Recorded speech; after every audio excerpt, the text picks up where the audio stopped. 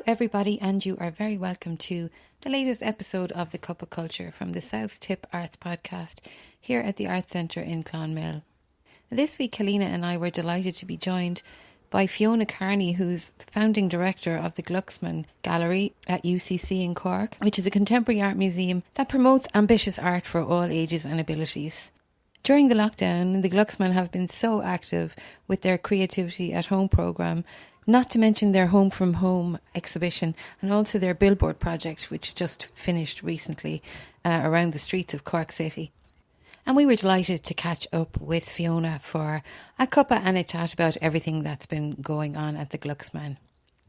I suppose what I was kind of interested in talking to you about was how you kind of adapted to the situation that we all had to adapt to on the 12th and 13th of March, and how that impacted the programme, and then the cuppa, like the number of kind of different initiatives that the Glucksman has done since then, and what you're going to do going forward. So I suppose, was the Home from Home show meant to open in April, or? The exhibition Home was meant to open. Home, okay, yeah.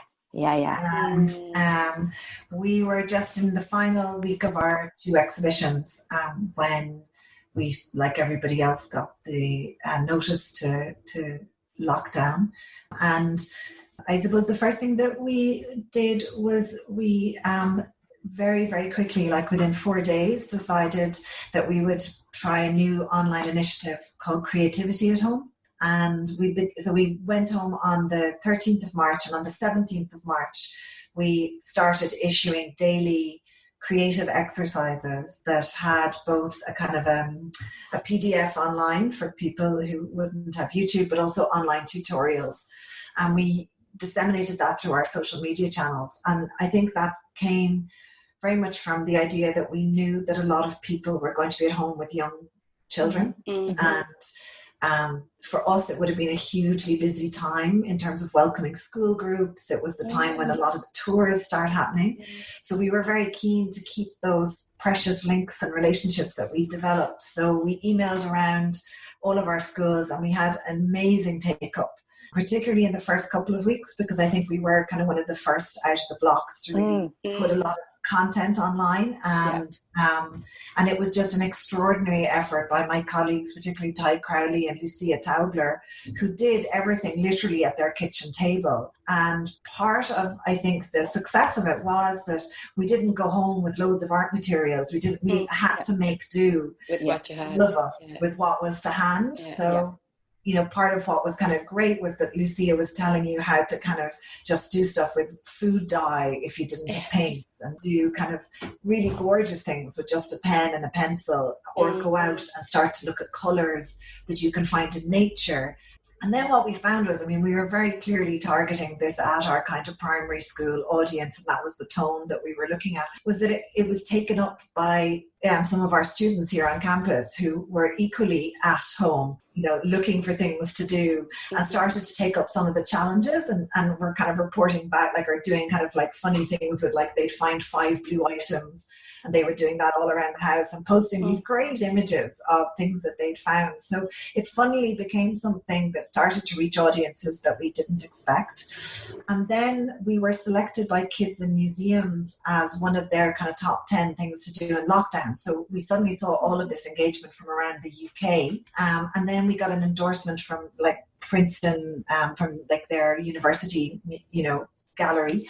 So we had all these people from New Jersey joining us online. Amazing. It was kind of very weirdly addictive to start looking at your analytics on Google and kind of going, oh, why do we have this little community in Sacramento suddenly engaging? Yeah.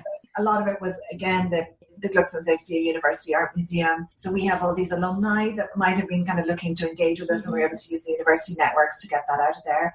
But it's still going on. We were able to support the homeschool hub. So all of the activities and workshops that we did became formally part of the homeschool hub. So that meant that we had great national take-up. And then just 2 weeks ago, the BBC, and one of their kind of programs, selected again the Glucksman as kind of, this is one of the ways to stay creative in lockdown.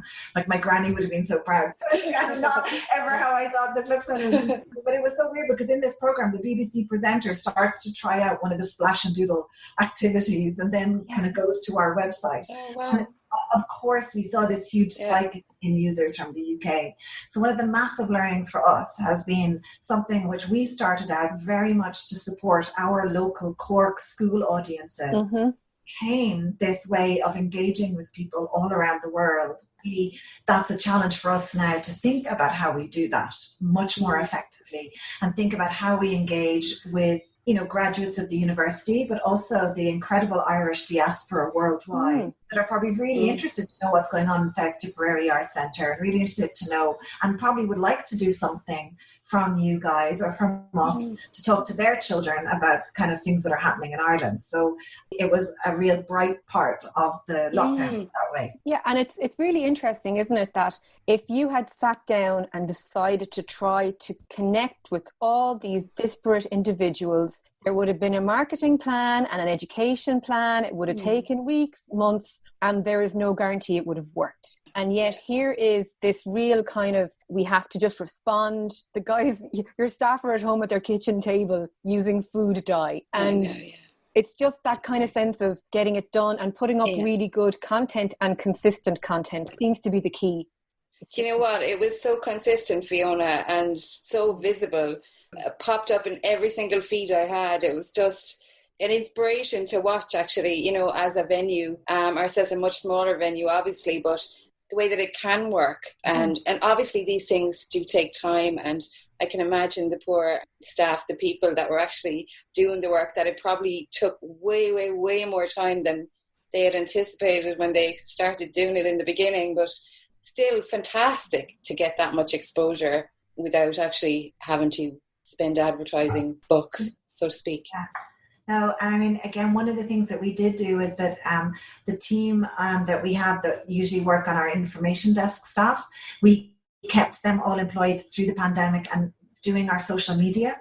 And that was something then that we really were saying to people, you know, we want to see what you're doing. Like, we really said, this is a way we can engage with you. We can't welcome you to the building, but we can really have a dialogue with you. And they were super. So, you know, they really started to comment or give observations or show what they were doing. So they kept making it real for people. And I think, again, that's really important, so that people could see little visualizations, or at least feel that if they were participating, someone was there to dialogue with them about it, so that it wasn't just that we were pushing content. We wanted it to be part of what we hope is like the dialogue that happens in the Glucksman in the real world, to take a little bit of that online.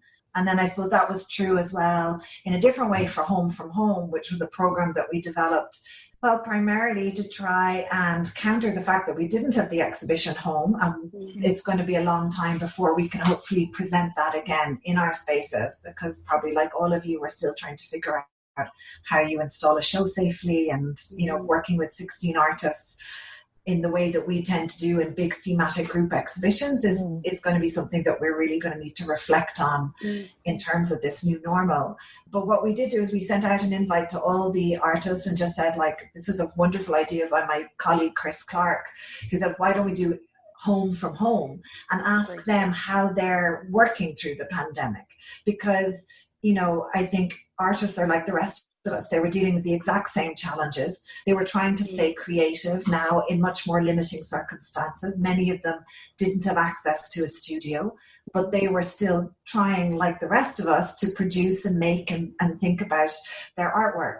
And so what we said to them is, this isn't really about making a new work. What we just want is an insight into how you as an artist are doing this, because we certainly didn't want to put the pressure on them of in any way trying to produce a work. And also, we're not set up yet in the digital space to do that in a way that we would feel is on a par with our real world gallery spaces. But what we knew we could do is, like, say to them, you can send us in a few photographs, or you can send us in an audio piece, or you can send us in a video. We don't mind, because we know you're visual people, so we accept anything you want to send us. But this is really more just about telling us how you're getting on. And of course, they blew it out of the water, and it was just amazing. right from the beginning. You know, Kira Roach sent us these absolutely stunning sketches that she was doing just of like the most intimate spaces. And when I saw them, I nearly wept because it felt so familiar that we're all suddenly looking at the Hoover standing in the corner of the room. But we're also noticing how light was falling in spaces because you were in the space every day at that time. So that kind of attention to nature, which came up in so many of the responses. Or the wonderful humor of, you know, artists like Brian Duggan, who had this fantastic piece about what kind of like, in a way, the ingenuity of his kids and just like kind of playing that in a kind of funny way, to then very real anxieties that emerged and that sense of literally things being turned upside down, and someone like Nika van Mechelen's beautiful little video piece, which again, just a very simple idea, but communicating for people how we all felt. And for me, of course, that's one of the great, you know, things about art, how we experience art, is that it helps us to understand and to touch kind of into things that are going on in a broader way in society. Like it anchors us. Well, certainly art anchors things for me. And this was extraordinary to see that happen over time with the artists. And we've left it there now online because, you know, there's many other places that are still in lockdown, or maybe only unfortunately at the beginning of what we're hopefully emerging from. And we're sharing that and hoping that people will kind of use it as a way to kind of go, okay, this is really interesting. And, oh, these are 16 Irish artists I mightn't have known about. Exactly, And again, we did that thing where we took out, you know, one or two of the kind of more expensive advertisements that we might have usually used for our exhibition program.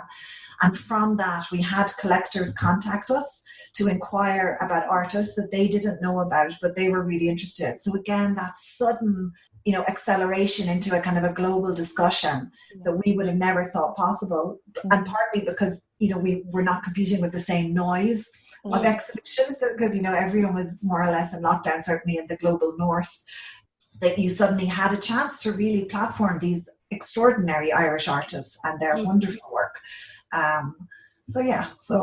Isn't it always nice to get an insight into someone's process or headspace, even instead of just the finished piece? It's such a different way to experience the artist's work than just looking at a painting on the wall. So it invites feedback, doesn't it? Like in a broader kind of way. Completely. And, you know, sometimes I hate that myth of the artist as this isolated individual in their attic. But suddenly we were all isolated individuals, whether we were in attics or not. Artists were really, you know, finding it as challenging and difficult because so many of them are collaborative in their studio practice, and work is formed out of discussion and energy in the way that we all do. So it was wonderful to see how creative they were. And I think hopefully for them too, it was a chance to have a focus and to do something that was being at least brought out into the world in some way, so that they had that kind of engagement with audiences. Yeah, and it was a really nice way, I suppose, to adapt what was no longer possible, but still give the artist some kind of way to communicate and a way to kind of mark the exhibition that was no longer possible, or at least not in the near future. So it was really, because I know a lot of places, you know, said, okay, things are being postponed or things are being put off, and trying to make sure artists were paid or whatever. But not everyone was in a position to be able to give somebody a platform. So it was really wonderful for the venues that could, to see them do that and to kind of give the artists that platform digitally. And I think there'll be more of that, which is great. And, you know, for us, we obviously paid the artists an additional fee for that work. I mean, they're paid their fee for home, but this was an additional piece of work, so it was great to try and get them. Brilliant, yeah. You know, it's just so important that we support artists at that time, particularly those of us that are venues and organisations, you know, that we do that. But I think more than that, it was about trying to ensure, and I think people really felt this during the lockdown, the kind of value of art came to the fore, and the value of culture in so many different ways. And sometimes we take that for granted as a society. And it was fantastic to see the government acknowledge that in the 25 million. For me, it's not just about the money, but the recognition of what happened during COVID. And as you know, and I'm sure you share this concern, is if we don't keep investing in artists, and we need to invest in them to research and develop their ideas, so that as soon as they can make content, they'll be ready to hit the ground running. And that is absolutely critical at this time, because we will need that content, at some point. And artists have just shown themselves to be, of course, so imaginative and creative and leading the way in how we might think about this new way of communicating with each other. So, Yeah. Speaking of kind of, I suppose, artists and responding in a new way, in another way, you did that with the Billboard, the new works. That just finished, did it, Fiona? That just finished at the weekend. Yesterday was the last day, but we've actually kept the ones up outside the UCC railings. We just couldn't get them down, and we'll keep them up until we can reopen in a nice, having always something on show. I think like that came out of probably like you, I was just sick of doing this. Like I thought if I did another Zoom, my eyes. We were hugely enthusiastic and engaged with the online at the beginning. Certainly kind of, as it was going on, I was missing that encounter with like an embodied encounter. And so I'd always actually been really keen on the idea of doing billboards. I don't know if you remember, Helena, but we'd had the Gorilla Girls come. Yeah, I remember that, along with the Butler and NCAD, we'd commissioned to make a billboard about Ireland, which continues to be relevant in terms of the feminist discussion. And I love Felix Gonzalez Torres's work that he has also done on billboards. So it's been a space which always has been linked a little bit to activism, but can be very poetic and beautiful. And so I was really keen to kind of go, okay, well, like all of these events that are no longer happening, but are still mournfully kind of just up there, could we replace that with something, that more enchanting and that might kind of invite people to think about work? With Tig and Chris, the two curators, we kind of made lists of artists, and we agreed a list of 8 artists, 4 men, 4 women. And we had a longer list because we didn't think, obviously, that our first 8 would be able to do that. Not least because many of them are parents. That brings a whole added layer of trying to make work. But every single artist that we asked enthusiastically said yes.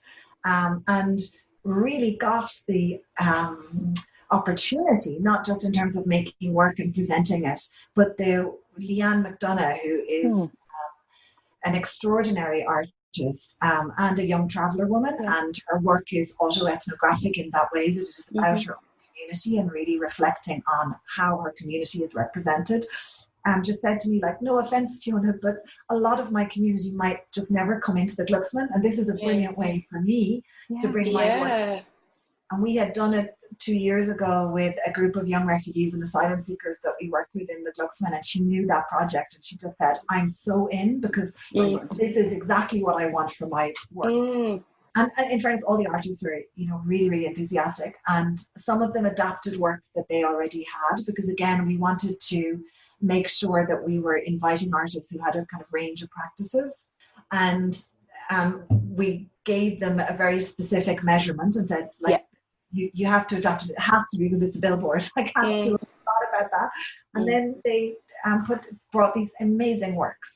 And one of them, like an artist, Peter Nash, he'd been observing like the birds outside his window, and he'd been drawing birds from the Zoology Museum here in UCC. He made this stunning, and it's quite a quiet work. And then there's other works like, the gorgeous Sea Song by Shane O'Driscoll, which, or Porrig Spillane. You look at it from a distance, very dressed. So wonderfully, they also use that billboard space in quite a different way. So some draw you into quite intimate, viewing, and then some are like really kind of going, hey, I'm here, look at me. To see them then in their different locations around Cork, and to send people out. We did these, again, all from home. We did these audio tours. We were all recording them on our iPhone and uploading them and online, and doing, a guide that people could download.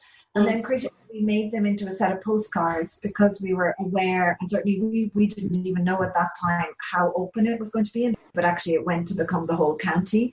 But for people beyond Cork, and certainly for people who can't get out, so a lot of the senior community or the people with disabilities that we might work with, they won't be able to come to the gallery, unfortunately, for a long time. We wanted to send them a signal by getting these postcards out to them, that we're still thinking of them, and they should be able to experience work too. And we're going to have to really work to challenge ourselves to make sure that we deliver art experiences for them.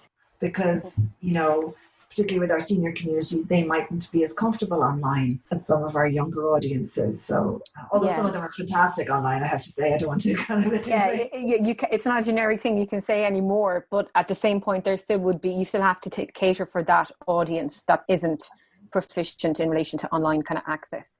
And I suppose then, in relation to reopening, Fiona, and the next exhibition or the next event, or what you're kind of hoping to do, where's the feeling, or where are you looking to go? So I think what we're going to try and do is just see how it goes to reopen the building, and make sure that we can welcome visitors safely, and how they're feeling being in the gallery with the exhibitions that we have there. We're very fortunate because they're an exhibition, Viewpoints, which is a large set of murals.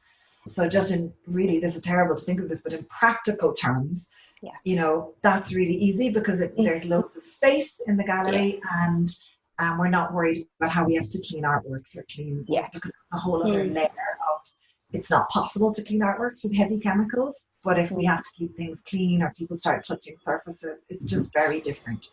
So this is good for us just to really understand people's behaviour, and at the same time to be focusing on those communities that we work with who would, you know, normally come into us to see how we can deliver and work with them to come in maybe before we open the gallery, or to do projects with them outside in the first instance. So particularly our young refugees and asylum seekers, because, you know, however lockdown might have been for us, to be in a direct provision during lockdown, it's just heartbreaking, because they talk about the Glucksman as this space where they can come and be open, and, you know, we need to really ensure that we prioritize their access. We're going to be doing that for the next while, and then I think we've seen how ambitious our artists can be, and how brilliant and brave and bold, and I think we want to continue with that. So maybe really looking at some kind of more large scale projects that will take place outside, so that they're kind of future proofed in case we have to take a step back. I'm sure you're thinking about this as a venue as well. It's like, it's at the moment for us, it's like one step forward, 5 perspex steps backward. In a way, the new light was a real learning for us, and also because we engaged with probably more people like who just wouldn't have come to the Glucksman. So get the Glucksman open, serve the audiences that we know really need to have an engagement, open up to the public, and then maybe start planning ambitiously for large scale outdoor activities, so that no matter what happens, we will keep bringing art to people. Fabulous. Well, that sounds amazing, Fiona, and I think that's a brilliant kind of end point, Emer. Yeah, absolutely. Yeah, sounds brilliant. Thanks a million, Fiona. Bye. And that's all for this week's episode of The Cuppa Culture. Week 12 already. I'm not sure where the time is going. If you'd like to get in touch with the podcast, the email address is southtip.artspodcast@gmail.com. That's southtip.artspodcast@gmail.com, and we'd be delighted to hear from you. Thanks to Helena and to our guest Fiona, and we'll speak to you all again next time.